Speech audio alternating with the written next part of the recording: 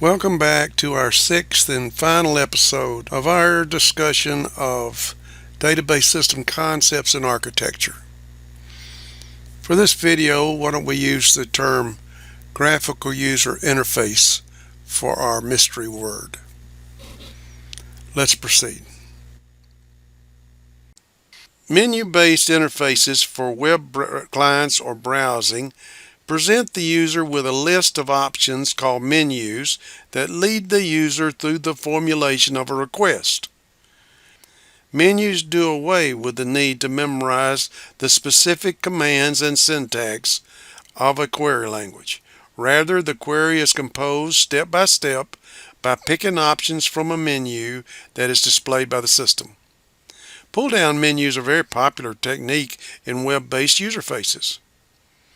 They are often used in browsing interfaces, which allow a user to look through the contents of a database in an exploratory and unstructured manner. Form-based interfaces display a form to each user.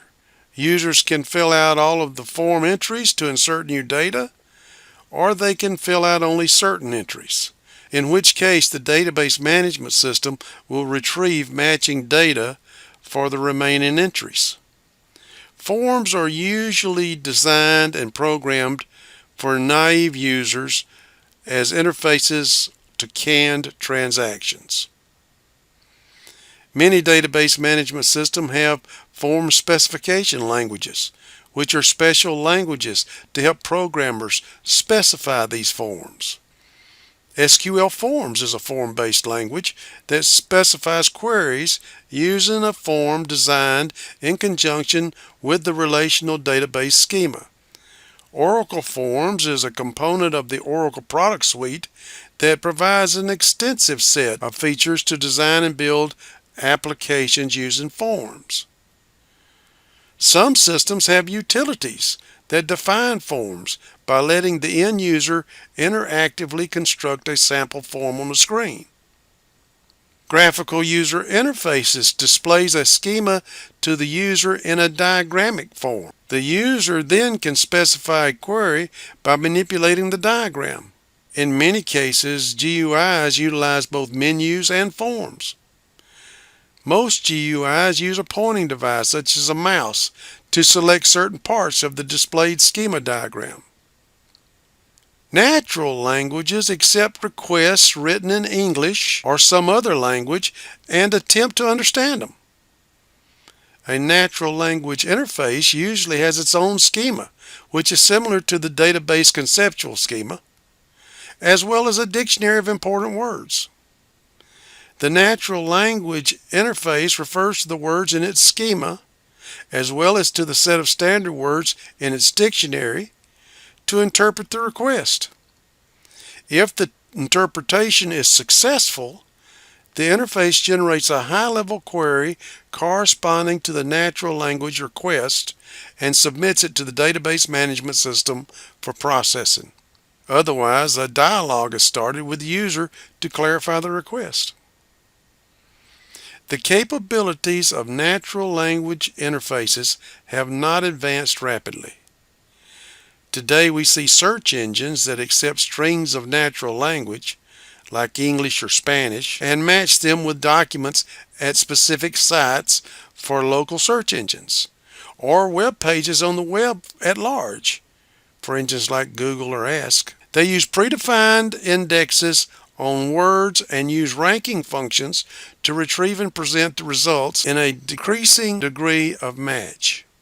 Such free-form textual query interfaces are not yet common in structured relational or legacy model databases, although a research area called keyword-based query has emerged recently for relational databases. Speech input and output is becoming commonplace.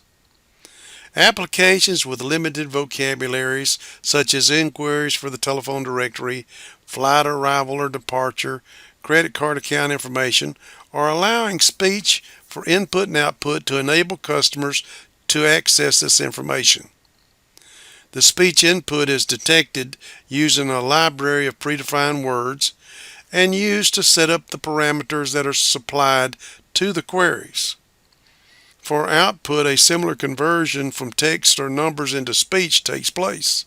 Other users, such as bank tellers, often have a small set of operations that they must perform repeatedly. For example, a teller has to be able to use single function keys to invoke routine and repetitive transactions such as account deposits or withdrawals or balance inquiries. Systems analysts and programmers design and implement a special interface for each known class of naive users. Usually a small set of abbreviated commands is included with the goal of minimizing the number of keystrokes required for a request. For example, function keys in a terminal can be programmed to initiate various commands. This allows the other users to proceed with minimal number of keystrokes. Most database systems contain privileged commands that can be used only by the DBA staff. Interfaces for the DBA. These include commands for creating accounts, setting system parameters, granting account authorization, changing a schema, and reorganizing the storage structures of a database. So there you have it. We have completed the second level of the introductory lectures on database management systems. We have one more introductory level, and then we will start getting into some of the details of designing and creating databases. Go ahead and answer your mystery question before you leave, and then go out to coursework and check my knowledge on the material we just covered. And that will finish us for this chapter. You may want to go back and review all the Check My Knowledge quizzes for this series of lectures in preparation for our test.